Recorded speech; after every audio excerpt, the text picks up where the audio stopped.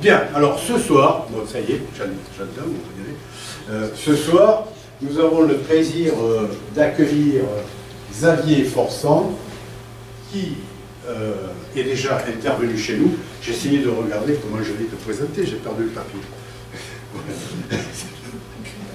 Qui est déjà intervenu et qui, Xavier, est expert comptable, n'est-ce pas, et également chargé de cours, chargé d'enseignement à Bordeaux INP. INP, c'est quoi? Institut National Polytechnique. Voilà, Institut National Polytechnique. Non, non, c'est pour les gens qui ne savent pas. Et à l'Université de Bordeaux. Il est membre du groupement des entrepreneurs Tansé. Et en plus, il a un certain nombre de cordes différentes à son art. Hein. Xavier est photographe, reconnu, c'est vrai, j'ai vu des photos qui sont magnifiques. Je ne sais pas, elles sont sur ton Facebook? Il y a une page spécifique. Ouais, il y a une page spécifique, donc si vous voulez, il vous la communiquera. Et en plus, Xavier est romancier. Donc vous voyez, hein, il est polyvalent. Voilà. Alors ce soir, il a accepté de traiter d'un sujet un petit peu polémique, hein, qui est la micro-entreprise. Hein, micro-entreprise, c'est quelque chose qui est un petit peu polémique, et il va nous proposer, je pense, je ne connais pas la teneur de sa conférence, il va nous proposer une vision peut-être un petit peu hétérodoxe de l'affaire, c'est-à-dire, hein, vous voyez le titre, chronique d'une escroquerie en bande désorganisée, ça veut dire que sa vision sera certainement critique, hein, concernant les micro-entrepreneurs qui, Xavier me l'a appris à table, étaient appelés auto-entrepreneurs auparavant. On a changé de nom, mais c'est la même histoire, en quelque sorte, qui se perpétue. Et donc, on va voir, on va l'écouter, et ensuite, nous aurons droit à une séance de commentaires, questions, réponses. À toi, Xavier. Très bien. Merci Bernard. Merci déjà à vous d'être présent. Et merci aux retardataires d'être présents aussi. Donc je suis ravi d'être là ce soir. J'ai proposé à Bernard effectivement ce thème de la micro-entreprise parce que on se fait beaucoup d'illusions sur la micro-entreprise. Il y a beaucoup de bien qui est dit de la micro-entreprise, pas forcément à bon escient. Je pense que vous allez le découvrir aujourd'hui. Alors je ne dis pas que la micro-entreprise soit forcément un mal. Ça peut être adapté à certains cas particuliers. Mais vous allez voir que assez souvent, ce n'est vraiment pas le principe qui devrait être retenu pour les entreprises. Alors Bernard m'a déjà présenté, donc je vais passer cette diapo. Et on va directement débuter par l'introduction, ce qui semble assez logique. La micro-entreprise a été créée par la loi de modernisation de l'économie du 4 août 2008, dite loi LME, et ça s'appelait au démarrage l'auto-entreprise, et c'est devenu la micro-entreprise depuis le 1er janvier 2006. Et donc cette micro-entreprise permet depuis janvier 2009 à des entrepreneurs de débuter une activité professionnelle avec des obligations sociales, fiscales, comptables, largement allégées. Que cette activité professionnelle, comme je l'indique, soit une activité principale ou accessoire. Alors en tout premier lieu, on va commencer par regarder quelques petites statistiques. Vous avez ici le diagramme des créations d'entreprises de 2008 à 2017. Ces diagrammes sont issus, ont pour source l'INSEE, le répertoire des entreprises et des établissements. Vous voyez qu'en 2008, il n'y a que 2 couleurs dans le diagramme au niveau des créations d'entreprises. Il y a les entreprises individuelles qui sont en vert et les sociétés qui sont en couleur saumon.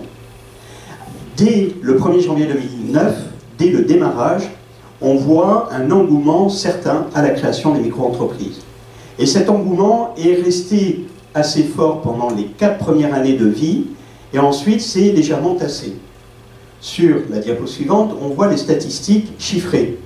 On s'aperçoit sur ces statistiques chiffrées que la création d'entreprises de 2008 à 2013 est restée relativement stable, avec une explosion à partir de 2014, 2015, 2016, et puis confirmée en 2017, où on atteint quasiment les 200 000 entreprises en société qui ont été créées sur l'année. Dans le même temps, les entreprises individuelles hors micro-entreprises se sont largement tassées, puisqu'on est passé de 170 000 entreprises individuelles en 2008 à 108 000 en 2009, 100 000 en 2010, 91 000 en 2011 et 83 000 en 2012. Et puis ensuite, il y a eu un regain d'intérêt pour l'entreprise individuelle. Dans le même temps, au niveau des micro-entreprises, on s'aperçoit dès 2009 qu'il y a 320 000 micro-entreprises qui ont été créées, 358 000 en 2010, léger tassement en 2011 à 292 000, 307 000 en 2012, et puis ensuite un tassement jusqu'en 2016 et un léger regain en 2017 à 242 000 créations d'entreprises. Mais ces chiffres montrent quand même une diversité de situations assez importante.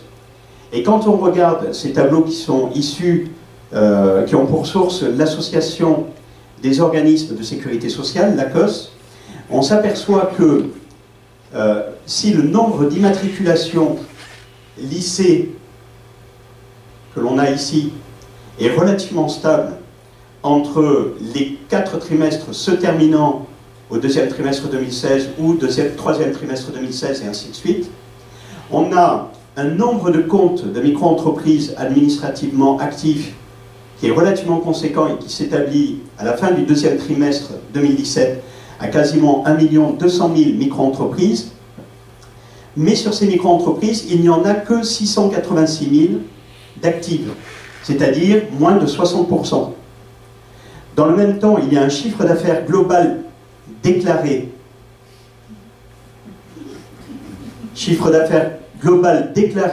par les micro-entrepreneurs, qui s'établit toujours pareil sur une moyenne lycée à 2 459 millions d'euros, c'est-à-dire 2 459 millions d'euros, mais ce qui nous donne un chiffre d'affaires moyen par micro-entrepreneur qui est uniquement de 3 583 euros sur une année. Donc ça veut dire qu'en moyenne, les micro-entrepreneurs déclarent 3 583 euros. Ce graphique nous montre la proportion ici en pourcentage. On a ici sur le côté le pourcentage, la proportion de micro-entreprises qui sont économiquement actives. Et donc on s'établit légèrement en dessous de 60%, avec quelques dépassements du seuil de 60% au 4e trimestre 2015 et au 4e trimestre 2016. Bizarrement, sur la fin de l'année, il y a toujours un peu plus de chiffre d'affaires qui est déclaré. On appelle ça des régularisations. Alors, le régime de la micro-entreprise prévoit concrètement l'enregistrement de la création de l'activité de façon simplifiée. Donc, il est obligatoire d'être enregistré, mais cet enregistrement est relativement simple. Il y a obligation de détenir un compte bancaire qui est distinct du compte bancaire personnel du micro-entrepreneur. Il est obligatoire de tenir un registre journalier des encaissements qui sont réalisés par le micro-entrepreneur. Et dans le même temps, pour ceux qui font des opérations d'achat-revente, ils doivent tenir un registre journalier des achats qui sont réalisés. Toutes leurs factures doivent comporter la mention article 293B du Code général des impôts, TVA non applicable. Il y a un paiement forfaitisé des cotisations sociales et éventuellement de l'impôt sur le revenu en fonction du chiffre d'affaires qui est établi et en fonction de l'activité du micro-entrepreneur. Et enfin, il y a l'application d'un abattement forfaitaire pour la détermination du revenu imposable du micro-entrepreneur. Au niveau du calcul du forfait social et de l'impôt sur le revenu, suivant le type d'activité du micro-entrepreneur, on va avoir des taux qui seront différents. un micro-entrepreneur qui aura une activité de vente de marchandises, mais également de fourniture de logements ou de vente de denrées alimentaires à consommer sur place ou à emporter, il y aura un taux de charge sociale qui sera de 12,80% du chiffre d'affaires. La possibilité éventuellement d'avoir un versement libératoire de l'impôt sur le revenu à hauteur de 1% du chiffre d'affaires, ce qui nous fait un total de 13,80% auquel doit être rajoutée la contribution à la formation professionnelle continue sur laquelle je vais revenir dans un instant, et la taxe pour frais de chambre de commerce et d'industrie ou chambre des métiers.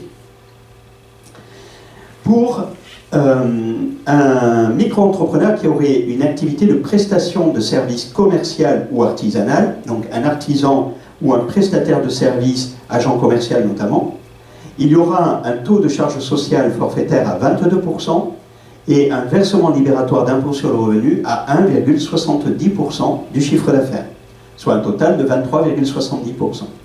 Et enfin, pour les autres prestations de services ou professions libérales, donc qui sont des bénéfices non commerciaux et qui versent leur cotisation de retraite à la CIPAV, Caisse interprofessionnelle d'assurance vieillesse, le taux de charge sociale est de 22% comme pour les BIC et les artisans, les prestataires de services BIC et artisans, et un versement libératoire d'impôt sur le revenu à 2,20%. En ce qui concerne l'abattement forfaitaire qui est pratiqué sur le chiffre d'affaires encaissé pour déterminer le revenu imposable, les vendeurs de marchandises BIC ont un abattement forfaitaire de 71%. Donc on vous donne un exemple, pour un chiffre d'affaires de 15 000 €, eh bien le micro-entrepreneur ne sera imposé que sur 4 350 €. Les prestataires de services en prestation de services commercial et artisanal auront un abattement de 50%. Donc pour un chiffre d'affaires de 10 000 €, ils ne seront imposés que sur 5 000 €. Et enfin, les professions libérales, ce que l'on appelle les bénéfices non commerciaux, auront un taux d'abattement de 34% qui leur sera appliqué. Et donc, quelqu'un qui réalise un chiffre d'affaires de 6 000 € sera imposé sur 3 960 €.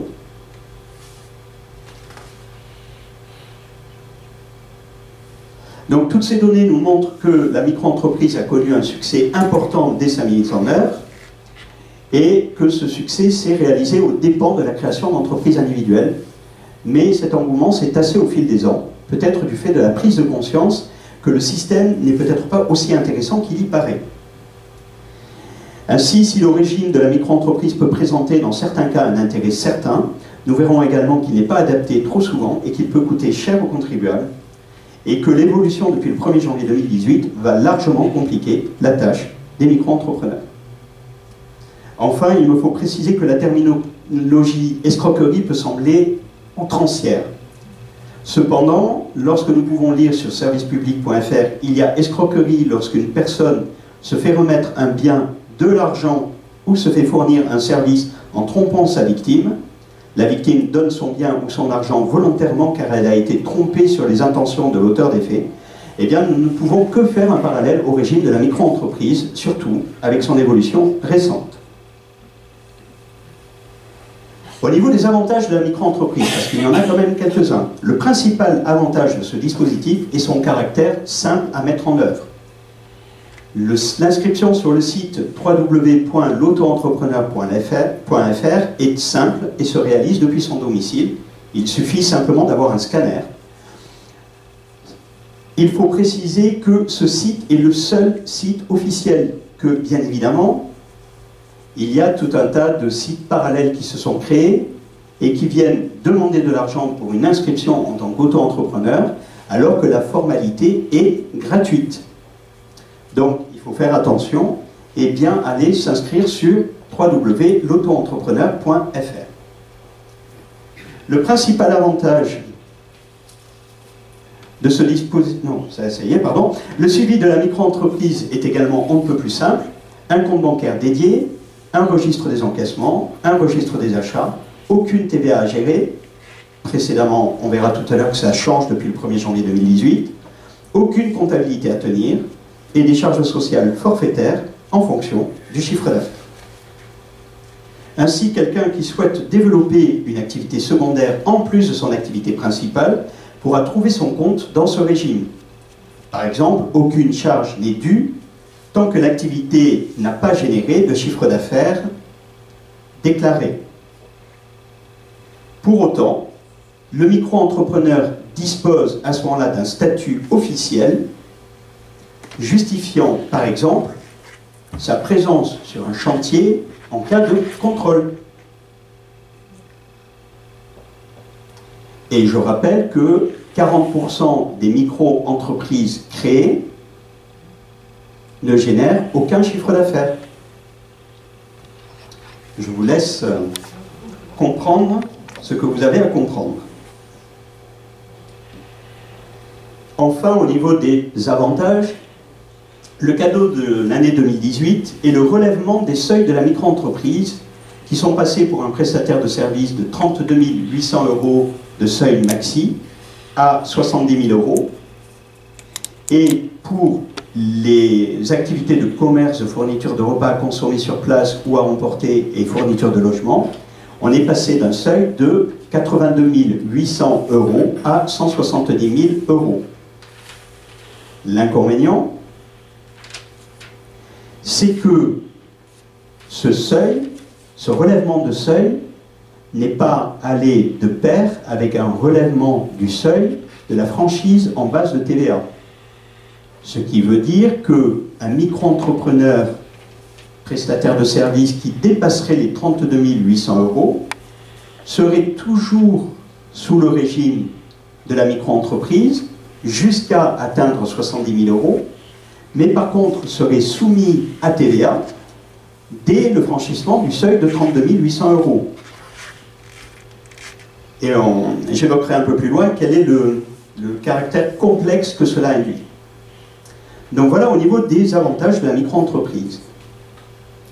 Les inconvénients et l'escroquerie que cela génère tiennent au... Enfin, le premier inconvénient tient au régime même de la micro-entreprise. Un micro-entrepreneur est forcément un entrepreneur individuel. Il ne peut jamais s'associer. Jamais. Ensuite, très régulièrement, le régime de la micro-entreprise est largement désavantageux par rapport au régime réel. Et j'en veux pour preuve les quelques exemples qui vont suivre. Vous allez voir que j'ai pris 6 exemples de comptabilité réelle de clients de mon cabinet pour comparer les chiffres entre la comptabilité réelle et les avantages soi-disant de la micro-entreprise. J'ai utilisé le simulateur qui a été réalisé par l'Ordre des experts comptables et qui est accessible à tout le monde. Alors, sur cette adresse-là, mais bon courage pour la retenir, en cherchant sur votre moteur de recherche simulateur micro-entrepreneur et en recherchant la solution qui est donnée par l'Ordre des experts comptables, vous tomberez directement sur ce simulateur. Alors, le premier exemple que je vous livre est l'exemple d'une traductrice près des tribunaux. Donc, elle a réalisé en 2016, parce que les comptabilités 2017 ne sont pas encore arrêtées, 58 197 € de chiffre d'affaires. Elle a réglé en charges sociales 10 011 € et elle a eu un résultat imposable de 35 068 €. Si elle avait été en micro-entreprise, au lieu de régler 10 011 €, elle aurait réglé 12 803 €, soit un surcoût de 2 792 € de charges sociales. Et d'autre part, son résultat imposable, donc 58 197 € multiplié par 66%, c'est-à-dire 100% moins les 34% d'abattement, son résultat imposable aurait été de 38 410 €. Il a eu un résultat de 20 762 €. En micro-entreprise, il aurait réglé 30 341 € de charges et aurait eu un résultat imposable à 68 958 €. Cet électricien dépasse très nettement les seuils anciens de la micro-entreprise. Il prend de plein fouet ce qu'est l'escroquerie de la micro-entreprise, puisque la micro-entreprise ne permet aucune déduction réelle des charges et ne déduit les charges que de façon tout à fait forfaitaire. Donc lui, il aurait eu un impact très conséquent qui se serait approché de 25 000 € de plus de charges et d'impôts à payer s'il avait été en micro-entreprise. Dernier exemple, une entreprise de vente sur marché de bijoux en argent. Chiffre d'affaires de 77 558 €, qui lui a généré 5 103 € de charges et un résultat imposable de 12 816 €. En micro-entreprise, ces charges auraient été proches de 10 000 € et son résultat imposable aurait été proche de 22 500 €, soit un surcoût de plus de 6 200 € lié à la micro-entreprise. Tous ces exemples nous montrent toute la difficulté qu'il peut y avoir à choisir le bon régime d'imposition. Mais, comme dans le titre de cette conférence, j'ai parlé de chronique d'une escroquerie, eh bien, on va revenir sur l'historique de toutes les petites escroqueries qu'il y a à l'intérieur de ce grand régime. La première est liée au démarrage même de ce régime. En effet, lorsque, en 2009, ce régime a été créé, il a été décidé d'appliquer un abattement de 71% pour les ventes de marchandises, 50% pour les prestataires de services artisanaux et commerciaux, c'est-à-dire agents commerciaux, et 34% pour les professions libérales. Et il faut savoir que ces taux sont proches des taux qui étaient appliqués par l'administration fiscale en cas de taxation d'office de ces mêmes activités. Puisque, au lieu d'avoir 70%, l'administration fiscale appliquait un taux d'abattement de 70%, au lieu de 71%, 50% c'était le même, et au lieu de 34%, l'administration fiscale, en cas de taxation d'office, appliquait un abattement de 30% sur le chiffre d'affaires réalisé. Et il est bien évident que l'administration fiscale, lorsqu'elle fait une taxation d'office de professionnels qui n'ont pas déclaré leurs revenus ou qui ne sont pas déclarés comme il faut, l'administration fiscale ne fait aucun cadeau. Donc forcément, ces taux sont des taux qui ne sont pas à l'avantage du contribuable. Donc ça, c'est la première escroquerie du dispositif dès son démarrage en 2009. La deuxième escroquerie est intervenue parce que dès le démarrage, les auto-entrepreneurs, puisqu'il s'agissait à l'époque d'auto-entrepreneurs, n'avaient pas accès à la formation professionnelle continue. Alors que tous les autres professionnels, salariés ou travailleurs indépendants, avaient une cotisation, versé une cotisation d'assurance, de formation professionnelle continue et avaient accès à la formation professionnelle continue. Il a fallu attendre 2011 pour que les auto-entrepreneurs puissent cotiser à la formation professionnelle continue et par conséquent bénéficier d'actions de formation. Troisième escroquerie, le but de l'auto-entreprise est réellement de tester une activité, soit alors qu'on a déjà une activité salariée, soit de la tester dans des conditions minimalistes pour voir si ça va marcher avant de la lancer à plus grande échelle. Et du coup, Jean Arthuis, qui fut ministre des Finances et qui est expert comptable et à l'époque qui était sénateur, avait proposé en mars 2011 de réduire la durée de l'auto-entreprise à 3 années, ce qui me semblait la voie de la sagesse. Mais cette voie ne sera pas écoutée puisque son amendement qu'il avait proposé à cette époque-là a été rejeté. Or, au bout de 3 ans, et ce sont les statistiques nationales, soit une entreprise continue et est pérenne, soit elle a disparu. Ainsi, alors que seuls 30% des auto-entreprises parviennent à 3 ans d'activité, 30%, 71% des entreprises normales survivent à 3 ans. Donc ça, troisième escroquerie, le rejet de l'amendement prévu par mon confrère Jean Arthuis. Quatrième escroquerie, 1er janvier 2016, énorme révolution. L'auto-entreprise devient la micro-entreprise. Ça change tout. Ça change à peu près la même chose que le fait d'avoir le conseil général qui est devenu le conseil départemental. Et cette transformation des conseils généraux en conseils départementaux, accessoirement, nous ont coûté une fortune.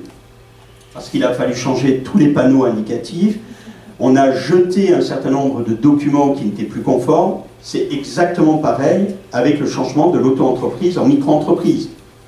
Toutes les documentations qui avaient été imprimées et qui ne servaient plus à rien puisqu'elles n'y avaient pas le bon titre ont été jetées. C'est comme sur quelque chose de beaucoup plus récent, quand on va faire passer la vitesse de 90 km/h à 80 km/h. Ce n'est pas le sujet d'aujourd'hui, mais c'est pareillement une gabegie extraordinaire. Et c'est toujours avec notre argent. Nous les remercions. Cinquième escroquerie, alors que tous les spécialistes, notamment l'ordre des experts comptables, et même la ministre qui était en charge des entreprises à l'époque, pensent qu'il faudrait réduire de moitié les seuils de la micro-entreprise, eh bien le gouvernement Philippe a très généreusement décidé de passer le seuil de la micro-entreprise de 33 200 €, 32 800 d'ailleurs, j'ai une erreur, excusez-moi, 32 800 € à 70 000 € pour les professions libérales et les prestataires de services BIC, et de 82 800 € à 170 000 € pour les ventes de marchandises, repas consommés sur place, etc. Et, comme je vous l'ai dit tout à l'heure, sans pour autant relever le seuil de la TVA. Et là, à mon avis, pour nos chers amis micro-entrepreneurs qui vont dépasser les seuils, ça va être un grand plaisir. Parce que premièrement, tous les micro-entrepreneurs ne sont pas forcément au courant que le relèvement des seuils de la micro-entreprise ne s'est pas accompagné du relèvement des seuils de la franchise en base de TVA, et que par conséquent, quand ils vont dépasser le seuil, ils seront redevables de la TVA. Et d'autre part, je ne sais pas comment faire, moi en tant que professionnel, pour avoir à la fois une tenue comptable allégée et dans le même temps tenir une comptabilité qui soit conforme aux exigences de l'administration fiscale pour justifier de la TVA. Il y a une grande inconnue. On verra ce que ça nous donnera. Je pense qu'il va y avoir pas mal de litiges à ce niveau-là. Et ça, ça fait partie de la 6e escroquerie. Ah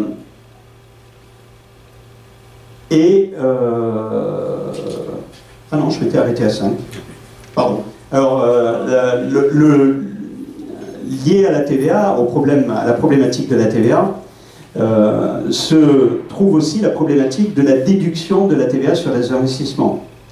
Un micro-entrepreneur qui a besoin d'investir pour lancer son activité ne peut déduire aucune TVA. Ce qui renchérit forcément d'un 6e tout son investissement, puisqu'il ne peut pas récupérer la TVA qui a été appliquée.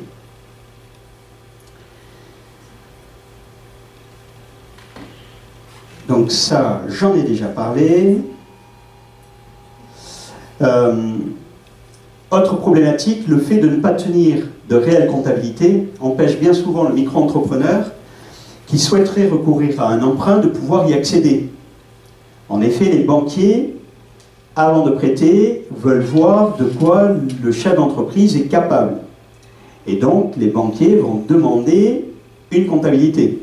Sauf que le micro-entrepreneur n'a pas de comptabilité. Et comme, en plus, l'auto-entrepreneur, le micro-entrepreneur, est une personne qui est isolée, elle ne bénéficie pas de conseils avisés qui lui disent « Surtout, vous conservez toutes vos pièces comptables comme si vous étiez en entreprise individuelle ». Ce qui est excessivement important parce que, un élément que je n'ai pas évoqué sur le diaporama, si le micro-entrepreneur fonctionne très bien et que dès la première année, il franchit les seuils de la micro-entreprise, il tombe obligatoirement dans le régime réel. Et par conséquent, il est soumis aux mêmes obligations que n'importe quelle profession libérale qui déclare ses revenus professionnels sur sa 2035, ou n'importe quel artisan et commerçant qui déclare ses revenus sur sa déclaration 2031. Inconvénient, c'est que comme il n'a pas bénéficié de conseils avisés, par exemple, d'un expert comptable, Il n'aura pas adhéré à une association de gestion agréée ou à un centre de gestion agréé, et par conséquent, il sera imposé sur 125% de son résultat. Ainsi, si son activité a dégagé 40 000 euros de revenus, il sera imposé sur une base de 50 000 euros de revenus.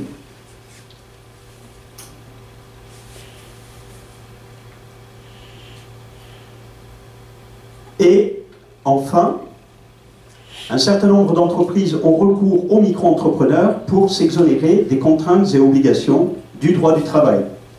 Je pense notamment à quelques entreprises comme Uber Eats, Deliveroo ou autres. Et il y a même des sites internet qui font la promotion de l'inscription en tant qu'auto-entrepreneur, enfin micro-entrepreneur, pour devenir coursier à vélo.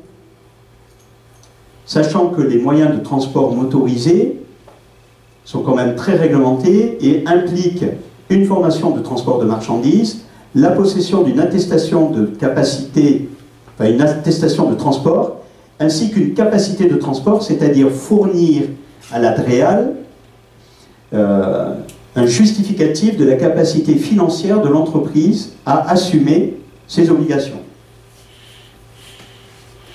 Et les coursiers micro-entrepreneurs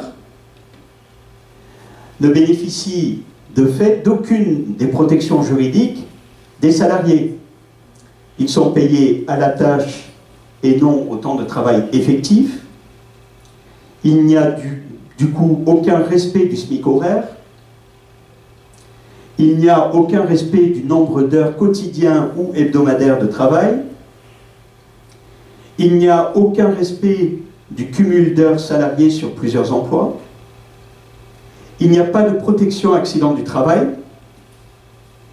Il n'y a pas de protection contractuelle de fourniture du travail, c'est-à-dire que leur donneur d'ordre peut très bien décider de ne pas les faire travailler. Et j'ai fini par cette petite phrase, micro-entrepreneurs de tous les pays, unissez-vous, parce qu'on est vraiment dans l'esclavagisme, sur ce domaine particulier, dans l'esclavagisme, et un manque de respect total des micro-entrepreneurs.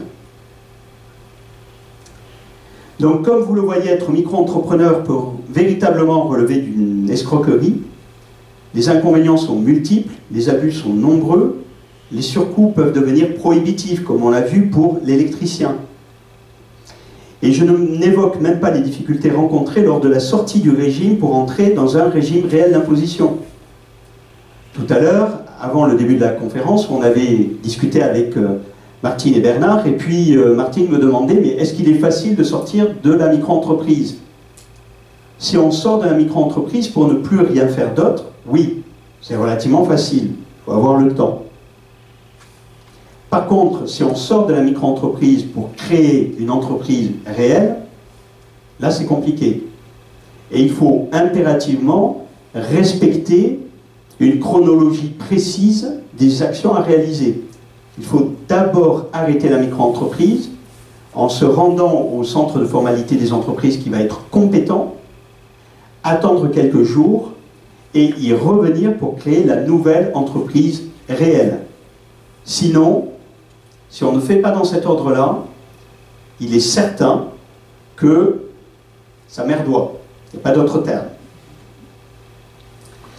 Il n'en demeure pas moins que ce régime présente l'intérêt certain de la facilité de mise en œuvre pour débuter ou tester une activité. C'est simple, c'est facile, c'est basique. Donc on peut créer une activité très facilement. La seule chose, c'est qu'il faut savoir en sortir, et en sortir dès que possible. Et surtout, il faut s'entourer de conseils avisés, parce que sinon, ça peut coûter très cher. En conclusion, la micro-entreprise ne doit être que transitoire. Faisant partie de l'un des principaux secteurs de fraude fiscale. On le sait, les micro-entrepreneurs font partie des plus grands fraudeurs. Ils ne déclarent pas l'intégralité de leur chiffre d'affaires pour beaucoup, voire certains ne déclarent rien alors qu'ils réalisent effectivement du chiffre d'affaires. Ils sont inscrits en tant que micro-entrepreneurs simplement pour avoir un statut juridique qui explique leur présence sur un lieu à un instant T. Ils ont été exclus d'un dispositif qui avait été prévu depuis 2015, qui était un dispositif de contrôle des modalités de facturation de toutes les entreprises, de facturation et d'encaissement. Ce dispositif qui est rentré en application au 1er janvier 2018 a été modifié par le gouvernement Philippe dans la loi de finances pour 2018 en excluant de ce dispositif de contrôle du chiffre d'affaires et des encaissements tous les micro-entrepreneurs, alors qu'ils font partie des plus grands fraudeurs à la TVA, au chiffre d'affaires, aux charges sociales, etc. Donc, la micro-entreprise ne doit être que transitoire. Il est ensuite important que ce secteur ne puisse pas concurrencer directement et réellement ceux qui déclarent au régime du réel leurs revenus. L'inconvénient, c'est que le micro-entrepreneur étant la plupart du temps tout seul, il n'a aucune notion du taux de facturation qui est nécessaire pour lui pour effectivement gagner sa vie. C'est-à-dire pour avoir une activité économiquement rentable. Dernièrement, j'ai eu une jeune fille qui est étudiante et qui, en plus de ses études, avait une activité de production comment dire, je ne veux pas trop en dire pour pas quand même l'évoquer, mais production de produits en tissu. Et donc je lui ai demandé quel était son prix de vente, quel était le prix de revient de ces matières, combien de temps elle y consacrait. Et en fait, avec le régime de la micro-entreprise, avec les charges sociales qu'elle a à régler, je lui ai indiqué que sa rémunération horaire pour cette activité-là était de 3,50 €. 3,50 €. C'est du concret. Les micro-entrepreneurs sont seuls. La plupart du temps, sont seuls. Et ils arrivent à faire n'importe quoi. Et du coup, comme ils font, entre guillemets, n'importe quoi, en sous-estimant leur taux de facturation, ils en viennent à concurrencer directement et réellement ceux qui déclarent au régime du réel leurs revenus. Et par conséquent, ils déstabilisent tout le marché et tout le système. C'est ce que l'on appelle le système de l'ubérisation, qui pour moi est le système de la paupérisation de notre société.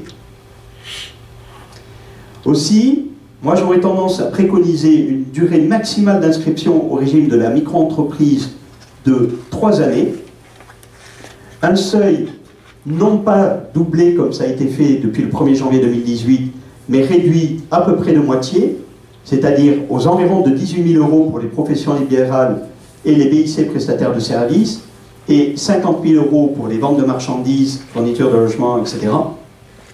Et un prélèvement à la source des cotisations sociales par les donneurs d'ordre. On a un régime qui a été mis en place depuis 3 ans au niveau dans le secteur du bâtiment, un régime d'auto-liquidation de la TVA par les donneurs d'ordre quand il y a sous-traitance. Eh bien, ce même régime pourrait très bien être appliqué à la micro-entreprise et permettrait d'éviter que les micro-entrepreneurs ne déclarent que ce qu'ils ont envie de déclarer. Et je vous remercie de votre attention, et maintenant, j'écoute vos questions.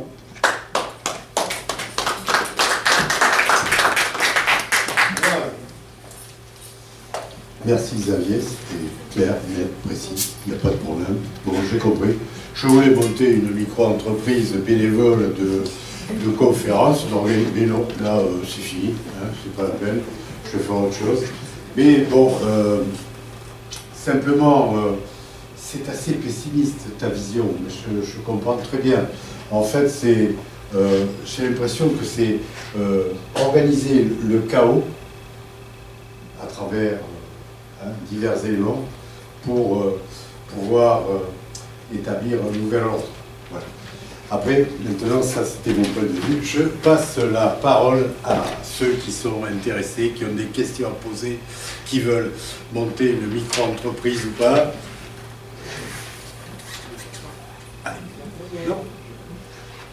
Ok, allez. C'est le moment de demander aux spécialistes. Vous avez des questions. Voilà. Alors, moi je ne veux pas monter de micro-entreprise, mais j'avais une question, si j'ai pas eu le temps de lire la loi de finances. C'était concernant les micro-entrepreneurs. Est-ce qu'il y a toujours cette loi, entre guillemets, qui sont obligés d'avoir au moins 2 clients? Quand on parle d'ubérisation, on a souvent qu'un seul client. Par exemple les coursiers, etc. Donc savoir s'il y a toujours cette partie-là où on a l'obligation en tant que micro-entrepreneur d'avoir au moins minimum 2 clients. Alors, c'est effectivement l'une des contraintes qu'il y a que je n'ai pas évoquées dans le diaporama, mais à partir du moment où on est en micro-entreprise, ça veut dire qu'on est travailleur indépendant, et par conséquent, on ne peut pas, en France, être travailleur indépendant et ne travailler que pour un seul donneur d'ordre.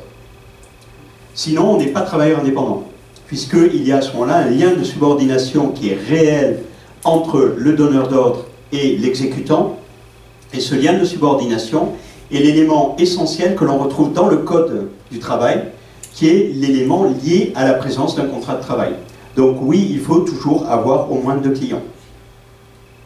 Ok, donc tous les coursiers qui travaillent que pour une entreprise, par exemple que pour Uber ou que pour Deliveroo, eux sont en fait.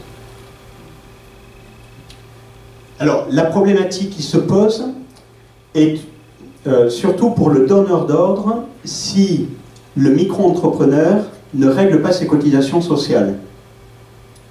Parce qu'à ce moment-là, en cas de contrôle de la société, du donneur d'ordre, notamment l'URSSAF, considérera que les sommes perçues par le micro-entrepreneur sont en fait des salaires nets, et donc redressera le donneur d'ordre du montant des cotisations sociales, salariales, patronales, et toutes les sanctions qui vont avec, bien évidemment, notamment de travail dissimulé, puisque le micro-entrepreneur n'aura pas fait l'objet d'une déclaration préalable à l'embauche, etc. Donc ça veut dire que le micro-entrepreneur, lui, il risque pas grand-chose. Par contre, son donneur d'ordre, qui ne s'est pas assuré que le micro-entrepreneur règle correctement toutes ses cotisations et qu'il n'a qu'un seul client, lui, il risque gros. C'est pour ça que certains grands donneurs d'ordre refusent de travailler avec des entreprises dont ils seront le client unique. Je pense par exemple, dernièrement, j'ai rencontré à mon cabinet 2 nouvelles clientes qui sont en contact avec Sanofi. Sanofi est prêt à signer un contrat avec elles, mais tant qu'elles n'ont pas d'autres clients, Sanofi refuse, parce qu'ils ne veulent pas être le client unique. Est-ce que j'ai répondu à ta question, Morgan? Ouais. Bien. N'hésitez pas. Bonsoir Xavier. Est-ce qu'il y a un lien entre les fluctuations des courbes sur les résultats des micro-entreprises et les problèmes liés avec le RSI? Liés à Au RSI.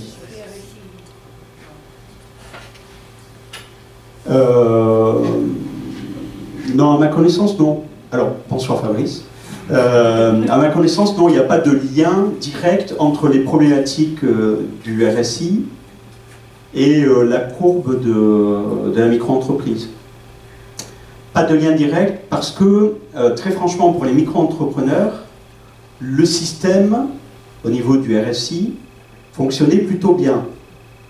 C'est-à-dire que les micro-entrepreneurs avaient 2 choix possibles, soit ils télédéclaraient, ils télépayaient sur Internet, sur le site www.l'auto-entrepreneur.fr, soit ils remplissaient leur déclaration papier, surtout en n'oubliant pas de les remplir et de les renvoyer, parce que sinon il y avait des pénalités qui étaient envoyées, et puis ils réglaient par chèque. Mais en soi, sur les micro-entrepreneurs, tant qu'ils ne décident pas de changer d'activité ou de mode d'exercice de leur activité, au niveau du RSI, ça se passait plutôt bien. J'en profite pour encore faire un tout petit tacle. Le RSI a disparu. Enfin, c'est ce qu'on nous a dit. Parce qu'en fait, le RSI n'a pas disparu. Il a changé de nom. Ce sont exactement les mêmes personnes qui continuent de s'occuper des dossiers des entrepreneurs individuels et des travailleurs indépendants, mais simplement, ça ne s'appelle plus RSI, ça s'appelle Sécurité sociale des indépendants. Mais ce sont exactement les mêmes personnes. Voilà. Vous en tirerez les conséquences quand on vous racontera d'autres balivernes. Bien. Bon, je sais que vous êtes un peu inspiré, personne n'a pu créer cette entreprise, là. Hein? Non? Moi, je comprends pas quelque chose. Une seconde. C'est micro. S'il vous plaît, est-ce qu'on peut avoir un travail professionnel et en parallèle, voilà, avoir une micro-entreprise en art? Oui, alors pour moi, des activités. Pour moi, alors il est tout à fait possible d'avoir une activité professionnelle salariée et une micro-entreprise pour avoir un complément de revenus. Pour moi, la micro-entreprise est totalement adaptée à cette situation-là. C'est-à-dire que ça doit servir à ça. Ça doit servir à ça, mais en réfléchissant un tout petit peu. Alors, je vais prendre un exemple encore très concret d'un de mes cousins qui, un beau jour, m'a dit « Ça y est, je me suis lancé en tant que micro-entrepreneur pour vendre des huîtres le dimanche matin près de la boulangerie de mon village. » Je lui ai dit « Olivier, c'est super, c'est très bien. Dis-moi, combien est-ce que tu touches de commission sur tes huîtres ?» 10%. Alors, j'ai dit à Olivier, la façon dont tu t'es déclaré, ce que tu m'expliques, c'est que tu t'es déclaré en tant que vendeur de marchandises. Donc, je reviens un tout petit peu en arrière dans mon diaporama, enfin un peu beaucoup. Voilà, il était sur cette ligne-là, vente de marchandises. 10% de commission. Son taux de charge sociale était à 12,80. C'est-à-dire que chaque fois qu'il vendait 100 francs d'huîtres, il sortait 2,80 € de sa poche. Donc je lui ai dit, tu t'es mal inscrit. C'est encore un signe du micro-entrepreneur qui n'est pas accompagné, qui ne se pose pas les bonnes questions. Donc je lui ai dit, tu vas changer de catégorie et tu vas te mettre là. C'est-à-dire tu vas être commissionné sur tes ventes d'huîtres. Donc ton chiffre d'affaires, ce n'est pas le chiffre d'affaires de la vente d'huîtres, c'est ta commission. C'est tes 10%. Et sur les 10%, tu vas payer 22%, à l'époque c'était 24%, mais tu vas payer 22% de cotisation sociale. Et là, tu vas gagner de l'argent. Parce que pour l'instant, tu n'en gagnes pas, tu en perds. Ça t'occupe le dimanche matin, ça t'empêche d'être avec ta chère et tendre compagne et ta fille. Voilà, mais tu perds de l'argent. Donc, la micro-entreprise est tout à fait adaptée, entre guillemets, au cumul d'emplois. Ça, oui. Il est même possible pour un travailleur indépendant d'avoir en plus une micro-entreprise. La seule contrainte, c'est que la micro-entreprise que le travailleur indépendant aura ne peut pas être dans le même secteur d'activité que son entreprise principale.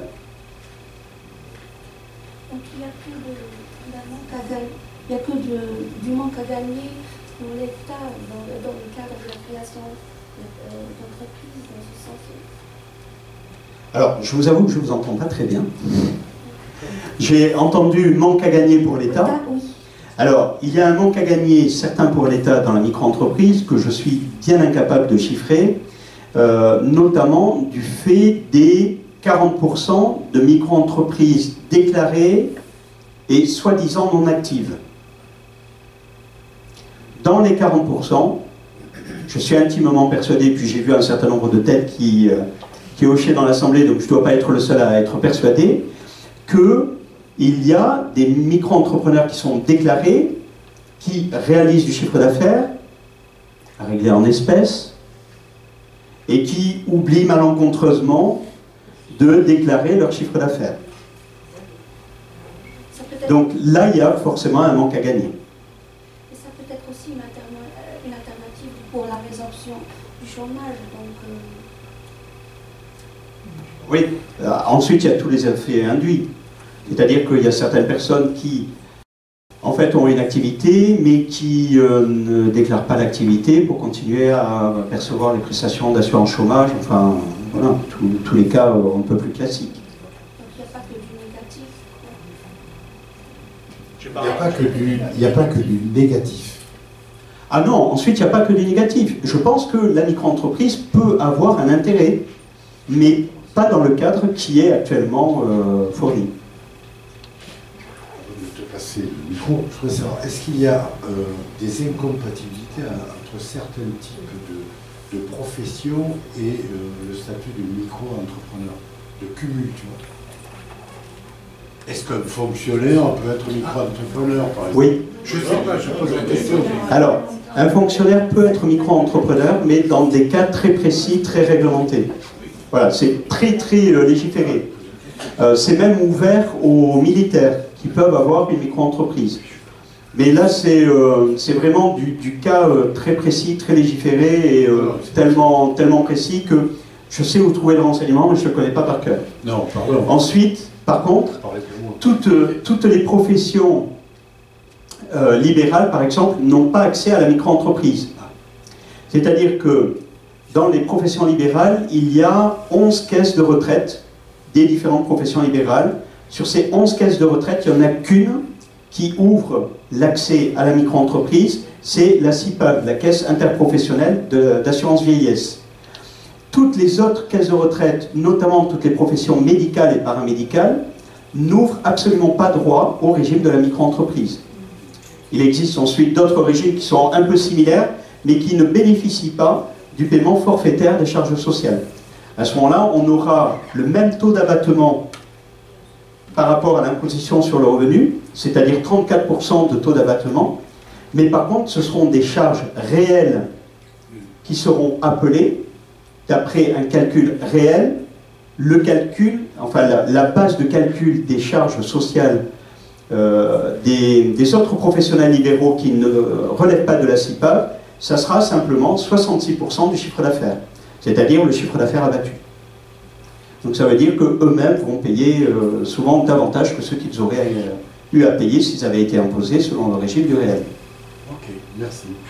Bon. Moi je suis un peu provocatrice. Je ne comprends pas. L'État voulait lutter contre la fraude. D'accord? D'accord. Pourquoi il laisse un système où on peut en fait ne pas déclarer? Alors moi très franchement ça me laisse pantois. Très franchement je ne comprends pas. Moi j'ai été, je me suis élevé là pendant tout l'automne et j'ai même proposé à notre cher sénateur un amendement qu'il n'a jamais dû recevoir manifestement sur cet article 46 du projet de loi de finances pour 2018 pour ne pas exclure les auto-entrepreneurs, les micro-entrepreneurs, vous voyez je fais des lapsus, les micro-entrepreneurs de ce régime de contrôle et régulation des encaissements. Je ne comprends pas. Moi, il y a certainement des choses qui m'échappent. Beaucoup de choses qui m'échappent. Peut-être une volonté de détruire le système, justement, pour qu'il n'y ait plus de protection. Voilà. C'est tout.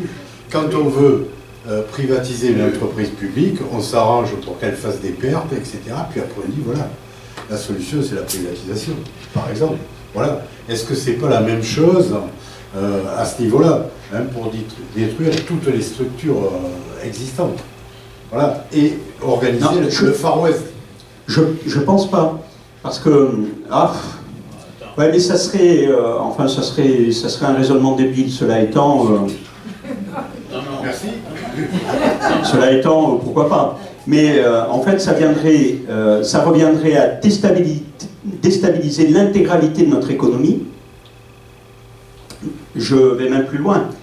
À déstabiliser l'intégralité de notre système franco-français, y compris de protection sociale. Voilà. Ah oui, ben voilà. Hein, on détruit tout.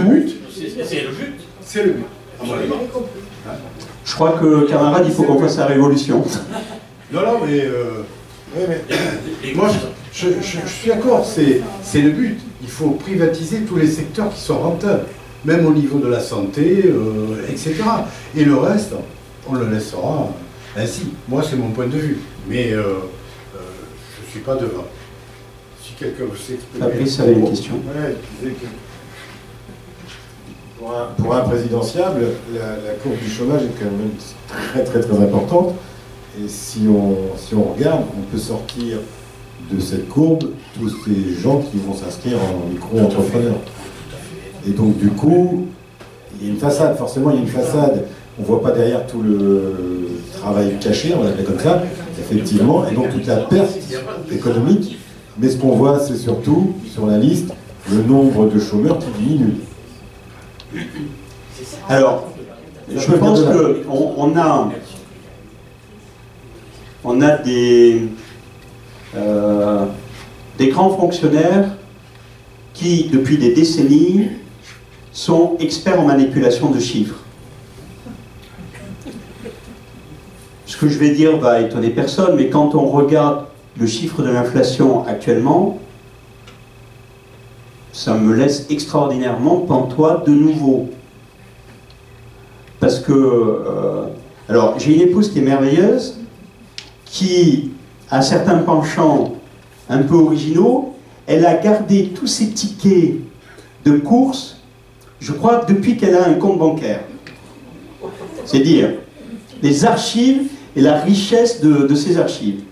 Et donc, un de ces quatre, je me plongerai dedans et je comparerai un ticket de course aujourd'hui avec un ticket de course, par exemple en 2001, 2002, juste avant le passage à l'euro, pour regarder et comparer, notamment par rapport aux chiffres annoncés de l'inflation. Puis un truc tout bête, chacun d'entre nous, on le sait, le coût du logement en France. Regardez le coût du logement en France aujourd'hui par rapport à ce qu'il était il y a 15 ans. Prenez le coût du logement il y a 15 ans, multiplié par le taux cumulé d'inflation de ces 15 dernières années, vous n'aboutissez pas au coût du logement aujourd'hui. On est bien au-delà. Donc on nous manipule, on nous ment, on nous spolie. Oui. Voilà. Et au niveau des courbes du chômage, alors, il y avait eu un effet extraordinaire de l'ancien président, notre bien-aimé François Hollande, pour ne pas le nommer, qui de toute façon avait dit qu'il ne se représenterait pas s'il n'y avait pas une amélioration des chiffres du chômage. Et alors, miraculeusement, je crois, de mémoire en janvier 2017, tout d'un coup, il y a eu une amélioration. Et alors moi, j'ai toujours les oreilles qui traînent un peu. Et donc, en laissant traîner mes oreilles, j'ai entendu un certain nombre de personnes que je connaissais qui m'ont dit « Ah, on a été radiés. » Parce que, soi-disant, on n'a pas renvoyé. Mais moi, j'ai renvoyé mes papiers, hein. Mais on m'a expliqué que c'était certainement une erreur, que j'allais être réinscrit. Mais en attendant, sur un mois, là, tout d'un coup, il y a eu beaucoup de radiations. Comme par hasard. Comme Tchernobyl. Non mais... oui, comme Tchernobyl. Tout le monde sait que les radiations de Tchernobyl sont excessivement respectueuses des frontières françaises. Elles se sont arrêtées à la frontière. Elles n'ont surtout pas passé la frontière, elles ont, comme le dit David, contourné, mais très respectueux du sol français. 10h moins 1. 10h moins quart. Oh, on a 5 minutes. Hein. Donc tu parlais de l'inflation, mais il est vrai que j'expliquais ça à mes étudiants. Je leur disais que, en fait, les statistiques, c'est l'art de mentir. Et lorsque on établit un indice des prix, je voudrais expliquer comment on faisait pour construire un indice synthétique. Mais je vais prendre un exemple qui est très simple. C'est si vous prenez, donc, pour construire un indice des prix, on se réfère à un panier dit de la ménagère, panier de biens et de services. Et ensuite, on pondère.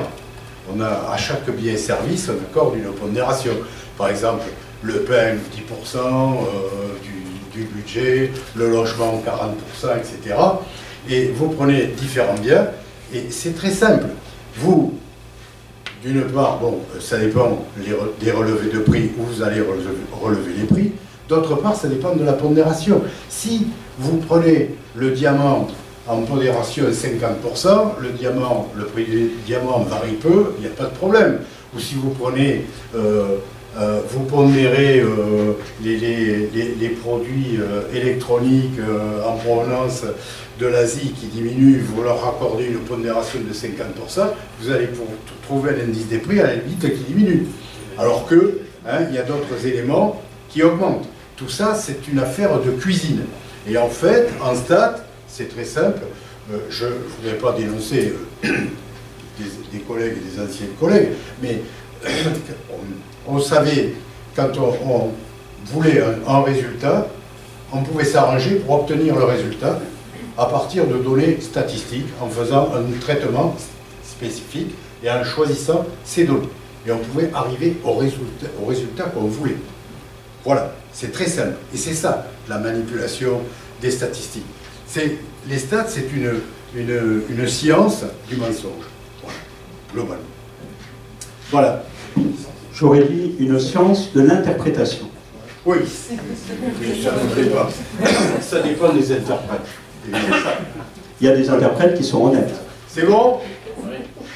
Eh bien, on peut remercier à nouveau Xavier de sa prestation et je vous remercie d'être venu.